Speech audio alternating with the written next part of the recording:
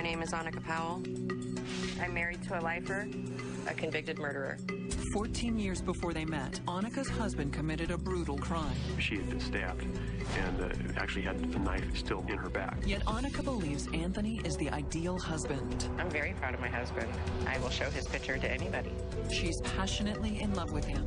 I want some nookie. Yeah, no. She even wants him to adopt her children. I love you. I love you too. Will Annika regret bringing a murderer into their lives? Anthony Powell is an evil guy. This is somebody who just doesn't care about anybody around him. It's gonna be a bumpy road. This is Annika's story.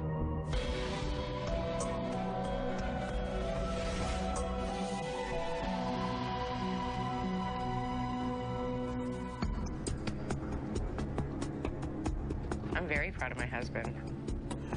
I will show his picture to anybody. I have his pictures in my car, on my keychain, everywhere. He completely surrounds me like he is at home with me. Annika has been married to a convicted killer for 2 years. She has 3 children from a previous marriage.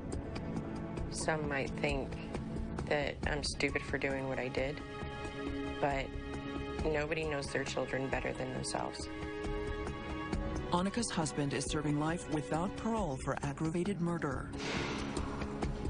Me and the kids live in Kaiser, Oregon, and it's about 10 to 15 minutes from the Oregon State Penitentiary where Anthony, my husband, is currently living. Each time Anthony has been transferred to a different prison, Annika has moved her family nearby. I am fortunate for every second that I get to have Anthony in my life. Most prison wives that I've met usually only come like once or twice a week, if even that. A lot of them, when they get moved, they stay where they are. But for myself, I'm not comfortable with that. I have to be where my husband is. Since becoming a prison wife, Annika has made many sacrifices for her husband. She's convinced fate brought them together. Never, ever did I think that I would be married to an inmate, let alone somebody that's convicted of murder. But there's never been a point that I've ever wanted to step back. Annika met her destiny when she received an unsolicited email 3 years ago. There was an email from this woman, and she says, you know, would you be interested in writing an inmate? Brandy Lindquist saw Annika's picture on a website and thought that she and Anthony would make a good match. He wants to have a link to the outside world. Because a lot of those guys in there, they don't get visits, they don't get mail, they're just there. Brandy was engaged to Anthony's former cellmate and got to know Anthony well. To be honest, he likes big boobs, and she had blonde hair. So that was his big criteria. So I was like, oh, this girl's perfect, and she's single. I'm tall. What are you talking about? An inch taller than me. Are you serious? Whatever. It's like, okay, show me his picture. So she showed me his picture, and that did it. As soon as I saw his picture, I said, you have to be kidding me. There's no way he's looking for somebody to write him. He looks good outside. But Anthony was looking, and Annika wasn't afraid to contact an inmate. That didn't bother me, the fact that he was in prison. It actually intrigued me more. Knowing I have kids, I didn't think another female would come to me and say, would you be a pen pal if there was a danger? I wanted to find out why he was there. Oregon's Department of Corrections would not allow Anthony to appear on camera. I never hid anything. Whenever she asked me questions about the crime or what had happened, I told the truth. I never, ever want to build a relationship on a lie. To Annika's surprise, within months, their friendship turned into a romance. When we first met each other, there was an instant connection. I mean instantaneous. From the moment our eyes locked, right? When he hugged me, I knew it was going to be okay. Unlike other men in her life, Anthony saw past Annika's appearance. Annika has a bone deformity in her lower arms. He accepted me for me. At that point in my life, I was the heaviest in weight that I'd ever been. I was having a lot of medical problems. My depression had kicked in. But yet, here's this man smiling at me like I'm the best thing that's ever happened to him. It was the greatest feeling in the world because I've never had anybody look at me the way he did. Anthony proposed just weeks after their first encounter. Annika agreed to be his wife, even though that meant a murderer would soon be stepdad to her children. I was not scared whatsoever. I just wasn't, because my mom had went and seen him, and so I was like, if my mom's not scared, why should I be scared? But Annika's youngest child was more cautious. Brooklyn refused to get on the phone with him. She would hear the other kids saying hi or sit right next to me when I talked to him, but she didn't really want no part of that yet. But that changed when little Brooklyn met Anthony in person. I wanted them to come in as soon as possible, and when she brought them in for the first time, I remember Brooklyn running right to my arms. She wouldn't let go, and that right there showed me that he was the one. He was the one I was supposed to be with for myself and for my kids. Annika and Anthony were married 6 months later. All 3 of Annika's kids attended the prison wedding. It was so important that they not only were there, but they were involved in the ceremony. It was almost like the kids were getting married too. We were being married as a family. Since the wedding, Annika and her children have moved 5 times, following Anthony each time he is transferred to another prison. I'm a prison wife, but sometimes you're almost like a military wife, or the kids feel like they're an army brat because they move so much. 2 months ago, the family moved into Section 8 housing, but they still haven't finished unpacking. Count is 16. Hey, Clint. Clint is 13, and Brooklyn is 10. Moving is difficult for the kids. They've had to change schools 5 times in 3 years. It's very hard to see my kids go through it. But I don't think that they would trade Anthony for any of that. He's that important to them. While Anthony is not their biological father, Annika's kids do call him Dad. It's been a little over 3 years since they've seen their biological father in person, and contact is nil. So Anthony has stepped in to that role completely, 100%. I spoke to my biological father like 2 months ago, and it didn't go very well at all. I pretty much told him to F off, because I was just tired of him trying to like get back into our life and then leave again. So why not let somebody that would be proud to be their dad, be their dad? Tony gives her 3 kids more love than they've probably ever had, and he loves those kids like his own.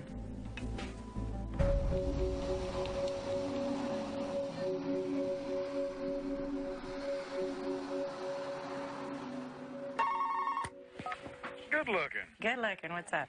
Now that her family's finally in one place, Annika relishes each phone call and her frequent prison trips. So when are you coming, tomorrow morning? Tomorrow afternoon. But this particular call could jeopardize everything Annika has worked for. He looked at me and goes, I heard you've been doing real good. I'm like, yeah. Mm-hmm. He goes, my job? Really? Yeah, facts, right? Anthony has just been offered a paid job in the prison furniture factory Monday through Friday. Okay, well then what would your schedule be like then, though, as far as visiting goes? It'd be me getting off at 1 o'clock. So that wouldn't even leave 2 hours of a visit then? No. I don't know. I mean, the money would be nice, but So it's a negative? yeah, because I'm not going to go down to the only time we can come in and see you is on the weekends, and then you can't even call them every day. That's just another way to minimize the family connection, and that's crap. I mean, yeah, the money's good. It's good, but it's not by any means going to pay any of my bills. I know. But this discussion is far from over. It may be more money, but what is money if our marriage starts to deteriorate because our communication isn't there? That is all we have. Coming up, will Anthony take the job despite Annika's objections? If he has made a final decision, he hasn't told me. And why investigators consider Anthony to be a mother-in-law's worst nightmare. Lucky for the new mother-in-law, he's locked up.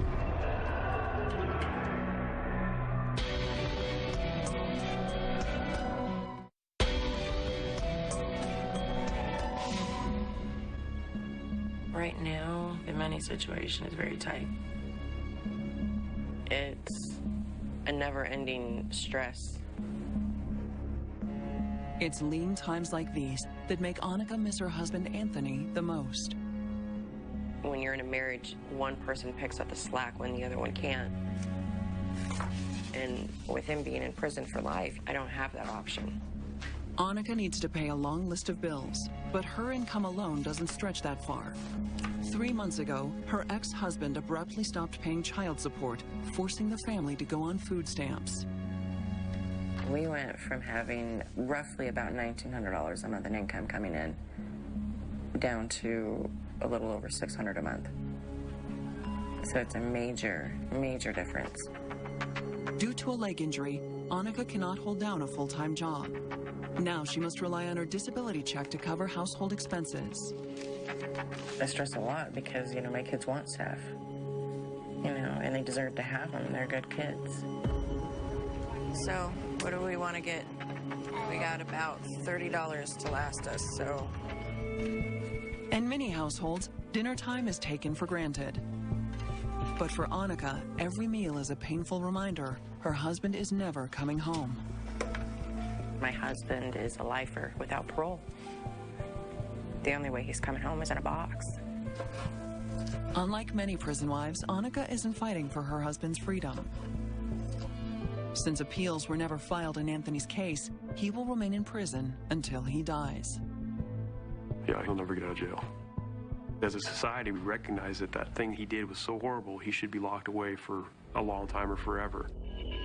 Even though 14 years have passed, detectives in the small town of Gresham, Oregon, still remember Anthony Powell. Anthony Powell is an evil guy. And this is somebody who just doesn't care about anybody around him. Of course, at first it puts my defense up. Who is this person to say that my husband is evil? But it makes me want to know more about why they say that. In 1995, Anthony Powell was married to a woman twice his age. He was 20. His wife, Beth, was 41. Beth Powell was doing fine in her life before she met Anthony Powell. She lost everything in a matter of about 3 months from when she met this guy.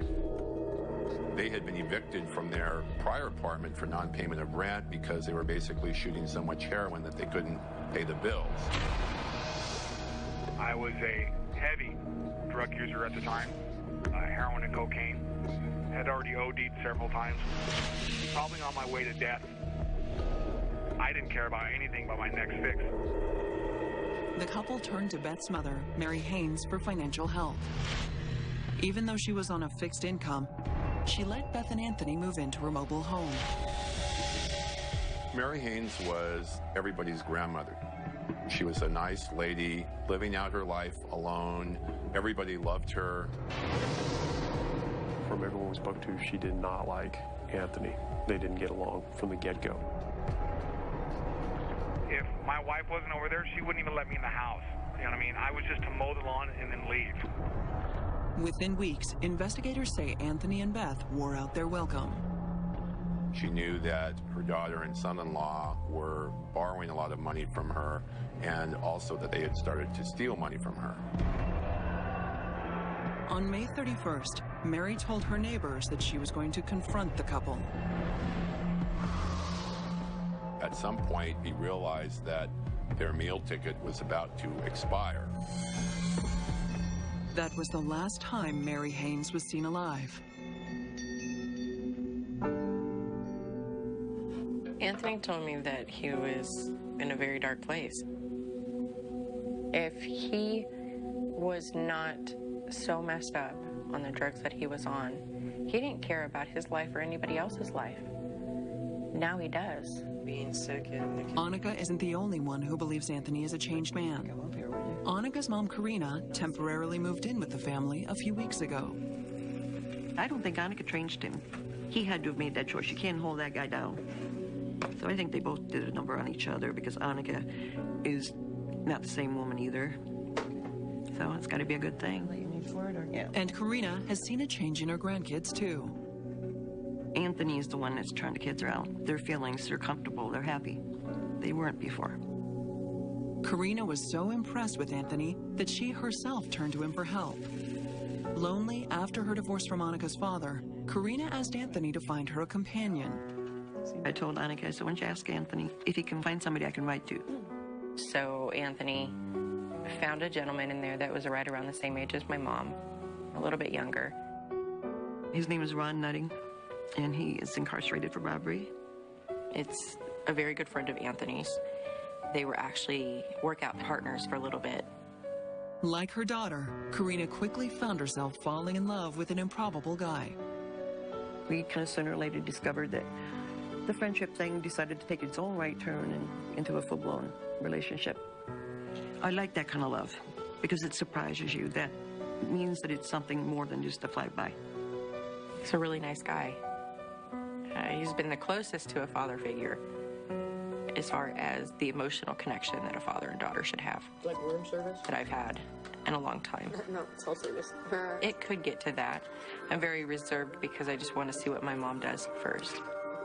I think Dad will like the living room. The kitchen. The kitchen? Why? He likes to eat. Well. Coming up, Annika claims her husband is not solely to blame for the crime. Planning it, taking the money, is the same thing as doing it. And Annika picks a fight with the Department of Corrections.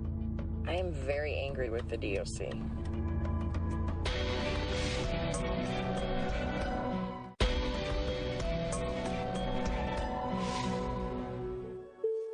When we first started writing, there was always a letter in the mail from me or Anthony. It wasn't until I moved closer and we became a couple that the writing started to slow down. And we had more visits, more phone calls. Now it's mainly when we want to remind each other how much we love each other. Annika avidly collects her husband's letters. Each one provides a window into his life in a maximum security prison. When I get a letter in the mail and it's on lined paper, I know Anthony's okay. When I get a letter that has no lines and it's kind of like construction paper almost, I know that he's in the hole. Since the two met 3 years ago, bad behavior has landed Anthony in the hole 5 times. My downfall in prison has always been getting into fights or being argumentative with staff. When segregated, an inmate is not allowed phone privileges or visitors. It could be anywhere from up to 30 days or up to 120 days that you're not going to get to hug them. You're not going to get to kiss them. With her and my kids, I love my visits, so I have something to lose. So I do my best to be non-confrontational or stay out of trouble. Annika and her kids have no way of knowing if Anthony's in trouble unless a letter arrives at the house. You don't know if he got moved or that he's in the hole because if you don't hear from him, like, you worry. Today's mail bears a prison address. But this delivery isn't from Anthony. It's from another inmate, Grandma's boyfriend. Grandma, it's for you. Thanks, son. When Karina first met Ron Nutting a year and a half ago, he was housed at the same prison as her son-in-law. Since then, he's been transferred hours away across the state. He listens to me, and he told me that I never have to worry about being hurt again. And just those words themselves are like gold to me. I mean, I've discovered feelings that I didn't even know I had. And I'm not willing to give them up, so. Karina's life is looking more like Annika's every day. She loves her grandchildren, but when Ron was relocated, she found a house within driving distance of that prison. I get to see him on Sundays, that's my choice. And then he calls me during the week, so. It's hard for me to live on my own without you guys. But that's just the way it's going to be for a while. Yeah, you're going to start crying. I'm the one that's losing the laundry person. Anyway, thank you for taking me when I go home and give us a chance to talk about things, you know. Be a nice break for all of us. Now that she's dating an inmate, she gets to see a little bit of what I go through. All right, guys, I'm going to see Dad. Love you. Be good. Bye. Be good. Tell Dad I said hi. I will. Today, Annika is heading out once again to the prison.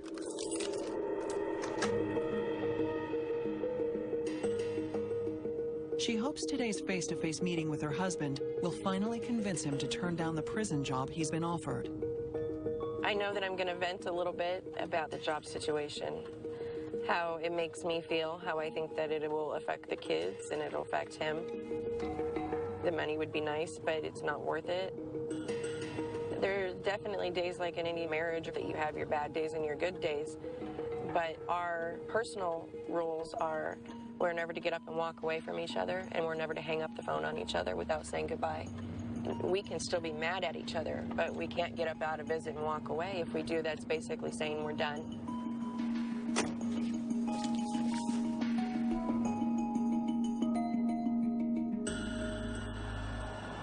After 2.5 hours, Annika must say goodbye to her husband. But the visit was productive. They've settled their disagreement about Anthony's job offer. It was a good visit, and then when we started talking about the job thing, we kind of bickered back and forth a little bit, and basically it's set to where he's not going to do it right now because it's not what I want. My mom definitely wears the pants in the family. Pretty much, they'll discuss it first, and even if he doesn't really like it, she'll do what she wants anyway. I'm not going to let anybody rule me anymore. I went through that for a long time with my dad and then with my ex-husband. Anthony wasn't always willing to compromise. Investigators believe his relationship with his first wife was much more controlling. He's the one that ran that relationship. You know, he may want to say that it was Beth's idea, but that's not the way their relationship worked. Anthony and his wife Beth knew their days of living off her mother were numbered. From all accounts, she was angry at being ripped off by the two of them, and particularly Mr. Powell. The tension between Mary and her son-in-law reached a boiling point on May 31st, 1995. That day, Anthony and Beth were supposed to be out job hunting. Instead, they were forging Mary's checks. The hours passed and they still weren't back. They finally showed up at the house, and then apparently there was a confrontation. I stabbed her once, and I left the knife.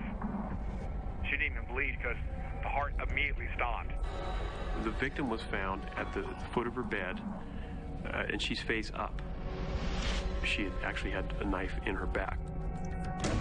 Mary's body lay in the middle of the floor, while her daughter and son-in-law stole her belongings. Anthony starts taking her jewelry. He's saying to Beth, so it looks like a robbery. Well, the truth of the matter is we could go pawn those rings. Hours later, Anthony himself called 911, claiming someone broke into his mother-in-law's house. Okay, we'll get somebody out there. But investigators immediately suspected there was more to the story. The people who were at the scene initially that had contact with both Beth Powell and Anthony Powell were all struck by the fact that neither one of them seemed very upset.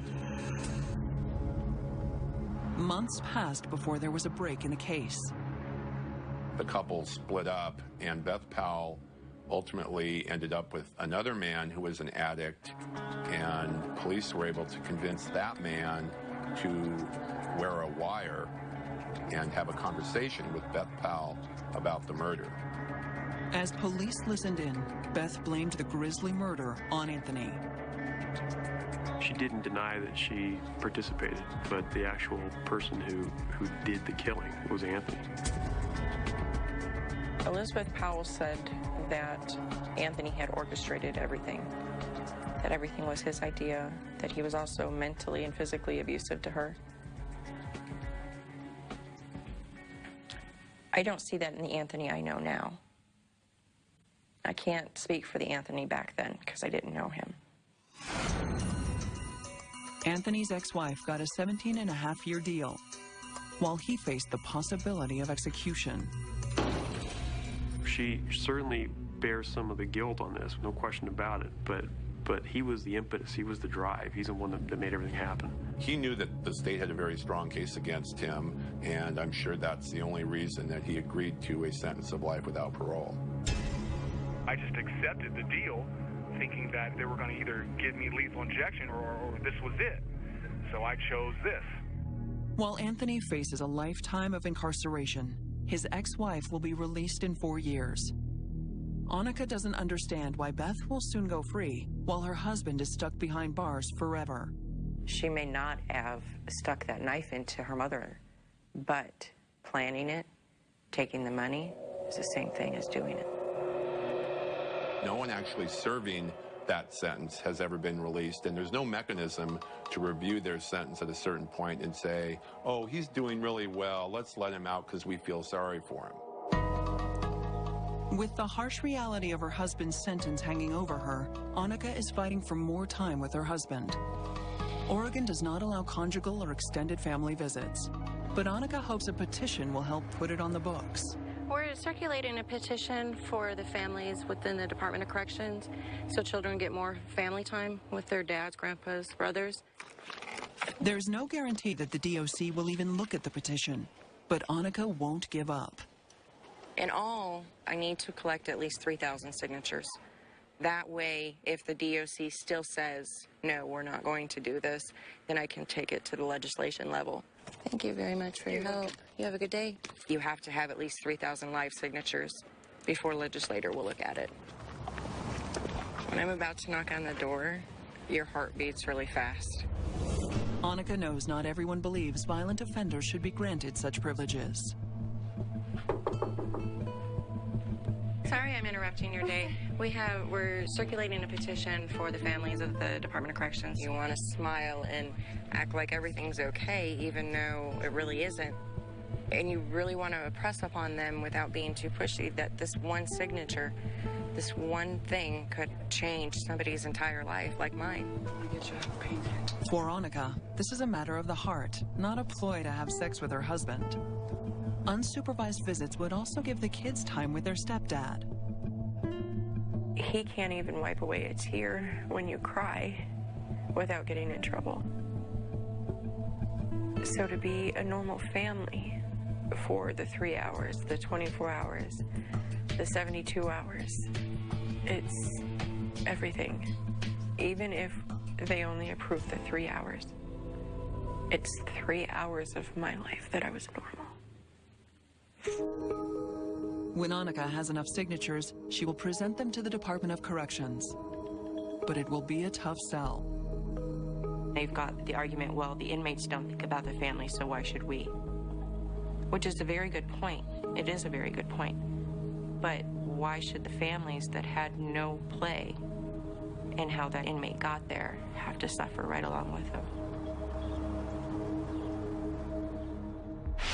Coming up, a name change that will alter the lives of Annika's children.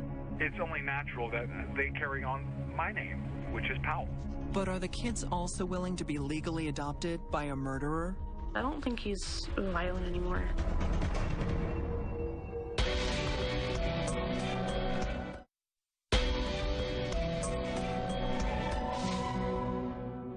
When Annika wed Anthony Powell in prison, she took his last name, but her children did not. Every decision that I've made that include my children haven't had a choice in that decision. And if that was something that even one of them felt uncomfortable with, we would not go through with it. As a parent, Annika can change her children's names to whatever she wants. And now, she feels the time has come for the kids to take Anthony's last name, Powell. I think it would definitely change the kids' relationships with Anthony. It would make them closer. And we've spoken with all 3 of the kids about that, and they're all fine with it. Brooklyn already signs her last name, Powell. When she writes Anthony, when she writes her name for school, it's Powell. I consider them mine, and they consider me dad. It's only natural that they carry on my name, which is Powell. I don't know. I think it would be better for the kids to have his last name. It's like when they sign in to go see him, they have to put stepdaughter, stepson. Oh. But even if they had his last name, would they still have to do that? No. No? Annika wants to change the family name by next year.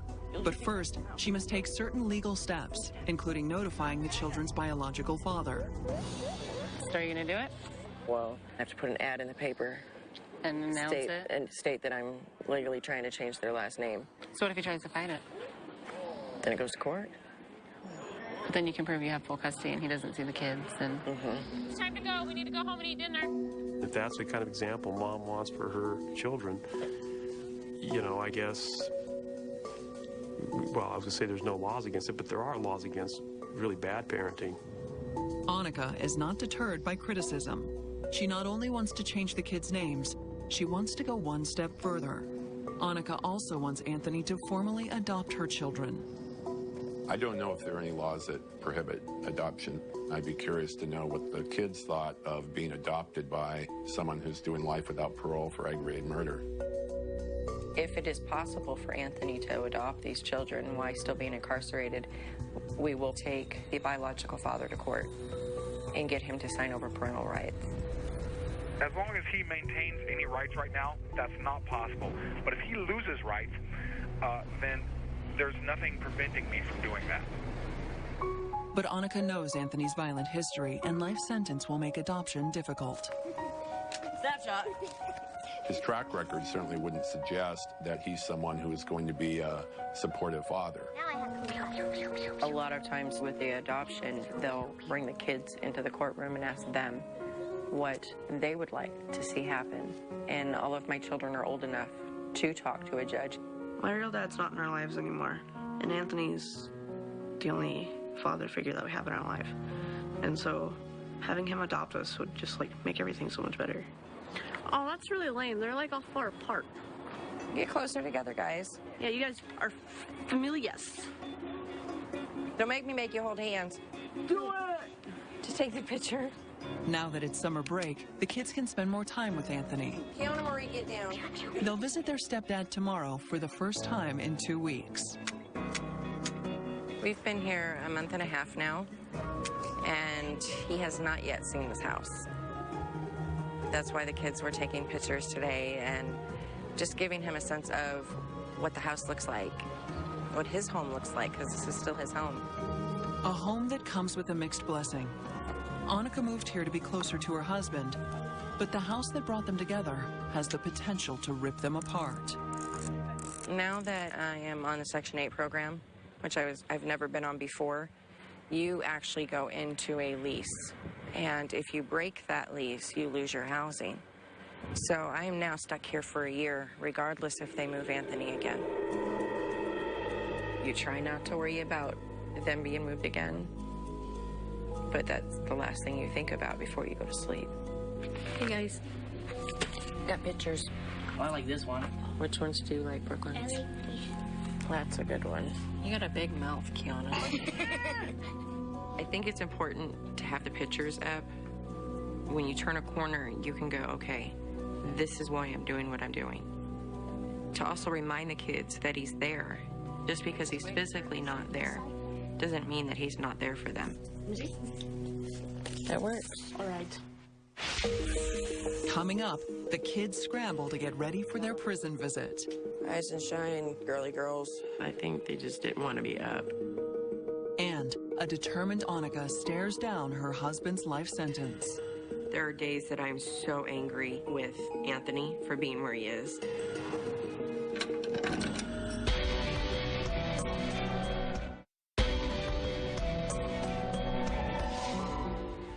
Rise and shine, girly girls.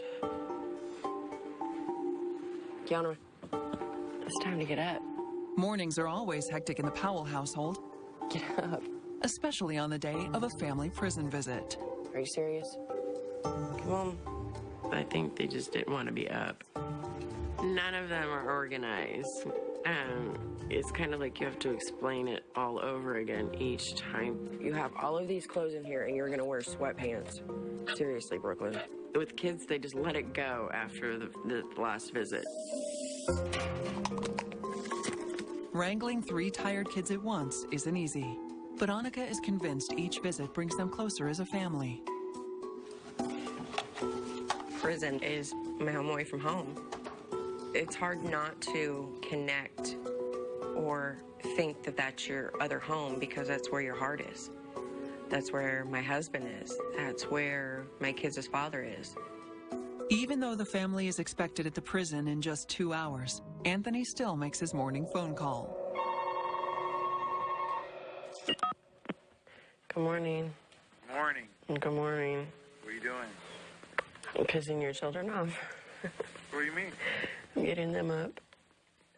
You want to wake your daughter up? I'm awake. Oh, she's awake. She's pissed. Her to get her ass up. Time to get naked. No, I can't. Yes! I can't. Private time between a husband and wife is difficult when you have a full house. I am a very sexual person, and so is Anthony. And for us to be sexually frustrated is not a good combination. I want some nookie. Yeah, no.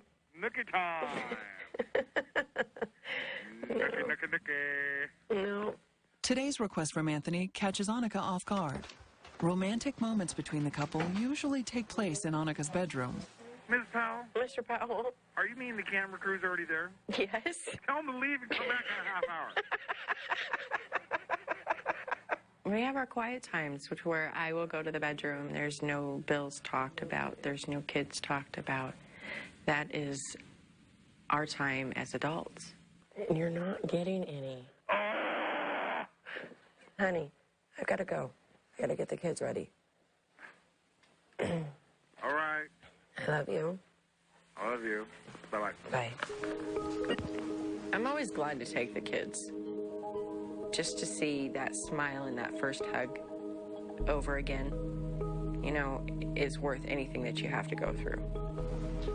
There are strict rules for prison visits. I don't think so. And minors must abide by the same dress code as grown-ups.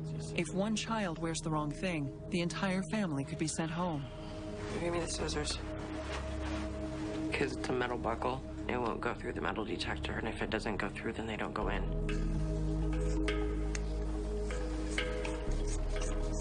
You wouldn't think to check for a metal buckle before you walk out the door.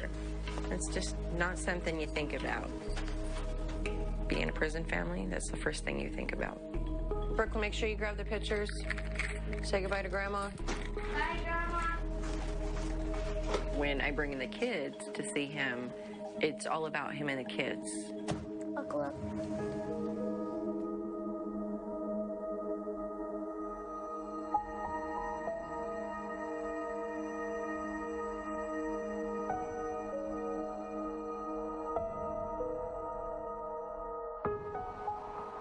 At 3:45, the visit ends.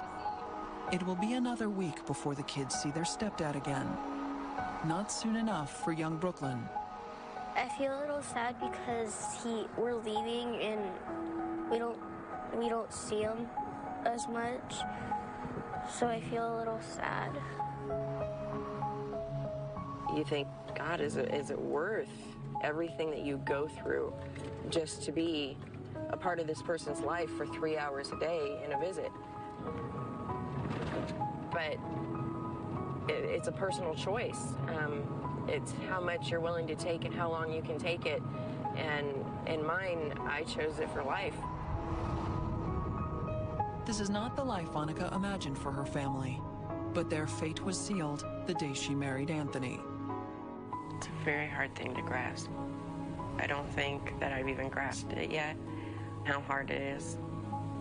I try not to think about it or deal with it a whole lot unless I have to. There are days that I'm so angry with Anthony for being where he is. Anthony is only 15 years into a life sentence, a punishment that will never be reversed. I can tell you right now, I did what I did, and I was so very wrong for doing it. He committed a crime. He needs to pay for that. He chose to do it. He chose to steal to support his habit. And ultimately, when he was confronted with that, he chose to kill the person that had taken him in. He's not a threat to society where he's at, as long as he stays in there. There's nothing wrong with somebody like my daughter, you know. She's 100% mom, kids, and just because she married somebody behind bars didn't stop that. Now, Annika must find the strength to face a lifetime without her husband. You can't pick who you love. You can't choose it. You can't stop it. It just happens. And you either choose to go with it or choose to walk away and regret. But I believe 100% in him. And he believes 100% in me, and I know we're going to make this. Neither him or I are quitters.